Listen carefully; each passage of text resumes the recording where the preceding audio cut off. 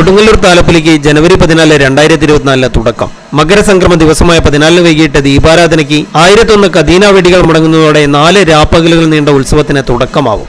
ഉത്സവത്തിന്റെ വരവ് അറിയിച്ചുകൊണ്ട് ജനുവരി 12 വെള്ളിയാഴ്ച ക്ഷേത്രത്തിൽ സംഘക്കളി അരങ്ങേറും. വ്രതം നോറ്റി ഇരുമുടിക്കെട്ടുമായി വരുന്ന മലയരയന്മാർ ക്ഷേത്ര സങ്കേതത്തിൽ 15-ന് രാവിലെ പ്രത്യേക പൂജകൾ നടത്തുകയും കുടുംബി സമുദായക്കാർ പ്രത്യേക പൂജയും ആടിന് നടതള്ളലും നടത്തുകയും ചെയ്യുന്നു. കുടുംബി സമുദായക്കാർ വാദ്യമേളങ്ങളുടെ അകമ്പടിയോടെ ക്ഷേത്രത്തിലേക്ക് എത്തുന്നതും താലപ്പൊലി ദിനങ്ങളിലെ ഉച്ചയ്ക്ക് 1-നും രാത്രി 1-നുമുള്ള എഴുന്നള്ളിപ്പും തുടങ്ങുന്നത് കൊടുങ്ങല്ലൂർ എറണാകുളം റോഡിൽ ക്ഷേത്രത്തിൽ നിന്നും 1/2 കിലോമീറ്റർ മാറി സ്ഥിതി ചെയ്യുന്ന കുറുമ്പാമ്പയുടെ നടയിൽ നിന്നാണ്. 3-ാം താലപ്പൊലി ദിനത്തിലെ രാത്രി താലപ്പൊലി മാത്രം 18-ഓളം കോവിലകത്തു നിന്നും ആരംഭിക്കുന്നു.